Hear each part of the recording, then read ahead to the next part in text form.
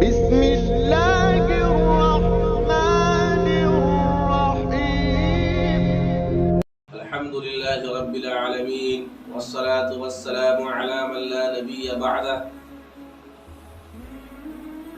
قال الله تبارك وتعالى في القرآن المجيد والفرقان الحميد: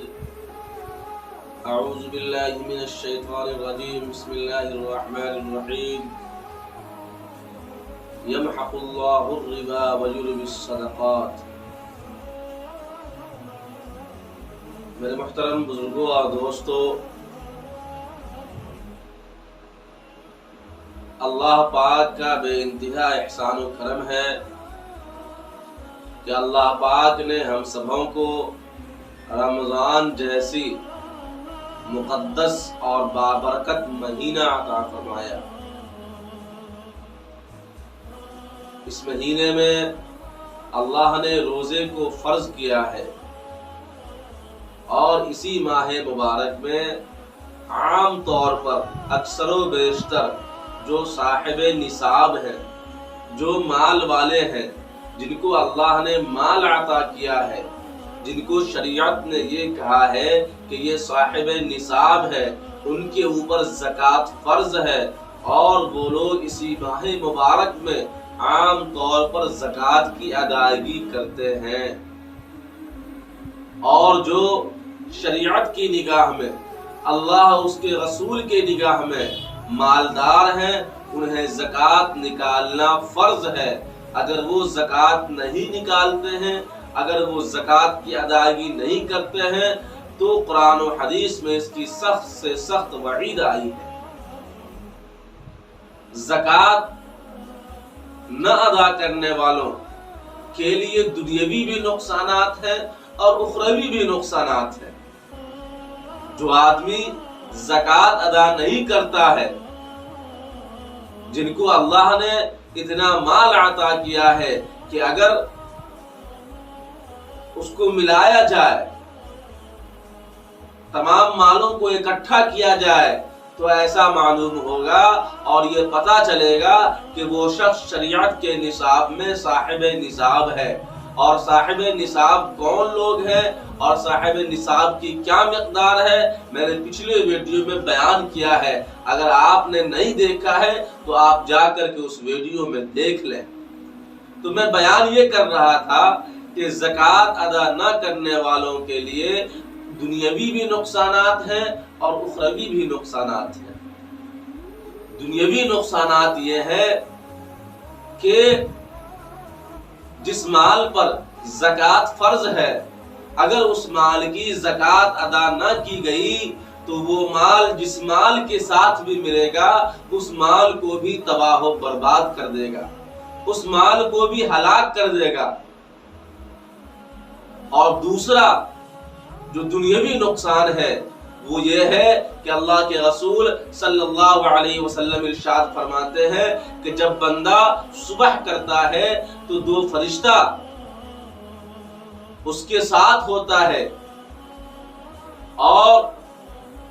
وہ آدمی اگر مال خرچ کرتا ہے، اللہ کے راستے میں مال دیتا ہے، تو وہ فرشتہ دعا دیتا ہے: اللہم اعطی خیرہ، کہ اللہ اس کی بھلائی کو اور بڑھا دیجئے، اس کے مال میں برکت عطا فرما دیجئے۔ اور اگر وہ آدمی اللہ کے راہ میں مال ہوتے ہوئے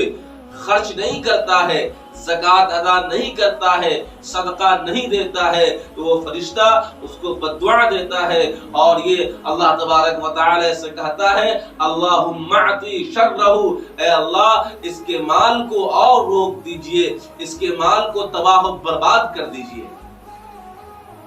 اور ایک روایت میں ہے کہ جب کوئی آدمی مال خرچ کرتا ہے، جب کوئی آدمی اللہ کے راستے میں مال دیتا ہے،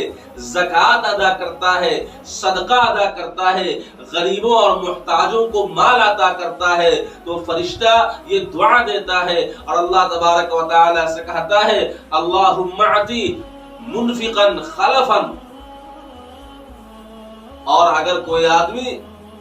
مال نہیں دیتا ہے، اللہ کے راستے میں خرچ نہیں کرتا ہے، تو فرشتہ یہ بددعا دیتا ہے: اللہم اعطی ممسکا تلفا،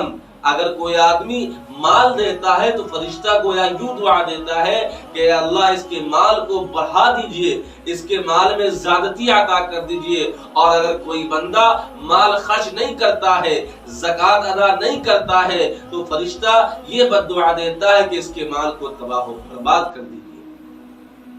یہ تو تھے دنیاوی نقصانات۔ اب زکوٰۃ ادا نہ کرنے والوں کے لیے کچھ اخروی نقصانات بھی ہیں، یاد رکھیے۔ اور ہمیں اور آپ کو یہ سمجھنا چاہیے کہ یہ دنیا چند روزہ ہے، چند روز کی زندگی ہے، اور اللہ نے جو مال عطا کیا ہے وہ مال بھی ہمیشہ کے لیے عطا نہیں کیا ہے۔ آج مال ہمارے پاس ہے، کل کسی اور کے پاس ہوگا، پرسوں کسی اور کے پاس ہوگا۔ یاد رکھیے ایک دن اس دنیا سے جانا ہے۔ اگر آپ نے مال کی زکوٰۃ ادا نہ کیا، اگر آپ نے مال ہوتے ہوئے اور آپ پر زکوٰۃ فرض ہوتے ہوئے آپ نے زکوٰۃ کی ادائیگی نہیں کی، تو اللہ تبارک و تعالی نے قرآن کریم میں یہ ارشاد فرمایا ہے کہ اے لوگوں سنو، والذین یکنزون الذهب والفضة ولا ينفقونها فی سبیل اللہ فبشرهم بعذاب علیم۔ اللہ تبارک و تعالی نبی پاک صلی اللہ علیہ وسلم سے ارشاد فرماتے ہیں کہ آپ لوگوں کو بتا دیجئے کہ جو لوگ یکنزون الذهب والفضة سونے اور چاندی کو جمع کر کے رکھتے ہیں، ولا ينفقونها فی سبیل اللہ، اور اس مال کو، اس سونے اور چاندی کو اللہ کے راستے میں خرچ نہیں کرتے، غریبوں میں خرچ نہیں کرتے، محتاجوں میں خرچ نہیں کرتے، فبشرهم بعذاب علیم، تو آپ انہیں دردناک عذاب کی اور سخت سے سخت عذاب کی خوشخبری سنا دیجیے۔ اور وہ عذاب کیا ہے، وہ دردناک عذاب کیا ہے، اللہ نے اس کو آگے بیان کیا ہے کہ یوم یحمى علیہا فی نار جہنم فتکوی بہا جباہہم وجنوبہم وظہورہم ھذا ما کنزتم لانفسکم فذوقوا ما کنتم تکنزون۔ اللہ نے آگے بیان کیا ہے کہ اگر کوئی آدمی مال کو جمع کر کے رکھتا ہے، مال کو قرض کر کے رکھتا ہے اور مال کی زکوٰۃ ادا نہیں کرتا ہے، اللہ کے راستے میں مال کو خرچ نہیں کرتا ہے، تو یاد رکھیے قیامت کے دن اسی مال کو، اسی سونے اور چاندی کو تپایا جائے گا، داغا جائے گا، اور فتقوا بہا جباہم، اور اس کے ذریعے اس سونے اور چاندی کو تپا کر کے اس کے ذریعے اس آدمی کے پیشانی کو، جنہوں نے زکوٰۃ ادا نہیں کیا ہوگا، ان کی پیشانی کو، ان کے پہلو کو اور ان کے کمر کو داغا جائے گا، اور یہ کہا جائے گا ھذا ما کنزتم لانفسکم، یہ تمہارا کنز ہے، فذوقوا ما کنتم تکنزون، تو جو تم نے جمع کیا تھا اس جمع کرنے کا مزہ چکھو۔ یعنی قیامت کے دن جو آدمی زکوٰۃ ادا نہیں کرتا ہے اس کی یہ سزا ہے کہ اس سونے اور چاندی کو یا اس مال کو تپایا جائے گا، اور اس مال کے ذریعے اس شخص کے پیشانی کو، اس شخص کے پہلو کو اور اس شخص کے کمر کو داغا جائے گا، اور یہ کہا جائے گا کہ یہ تو تمہارا کنز ہے اور تم اپنے کنز کا مزہ چکھو، اپنے جمع کیے ہوئے مال کا مزہ چکھو۔ یہ عذاب ہے اس شخص کے لیے جو زکوٰۃ ادا نہیں کرتے۔ اور اللہ کے رسول صلی اللہ علیہ وسلم نے ارشاد فرمایا کہ من اتاہ اللہ مالا فلم یؤدی زکاتہ، کہ جس آدمی کو اور جس شخص کو اللہ نے مال عطا کیا ہو، مال والا بنایا ہو، ایسا بنایا ہو کہ شریعت کے نگاہ میں وہ شخص صاحب نصاب تھا، فلم یؤدی زکاتہ، اس کے بعد بھی اس نے اس مال کی زکوٰۃ کی ادائیگی نہیں کی، تو اللہ کے رسول فرماتے ہیں کہ قیامت کے دن اس کے گردن میں 2 گنجا سانپ لٹکایا جائے گا، اس کے گردن میں 2 گنجا سانپ لٹکایا جائے گا، اور جس کے منہ پہ 2 کالے نقطے ہوں گے، یعنی 2 کالے نقطے ہونے کا مطلب یہ ہے کہ وہ سانپ اتنا زہریلا ہوگا،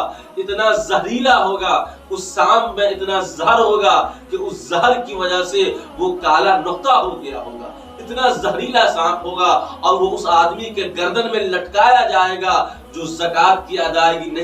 نہیں کیا ہوگا، اور وہ سانپ اس کے جبڑے کو پکڑے گا۔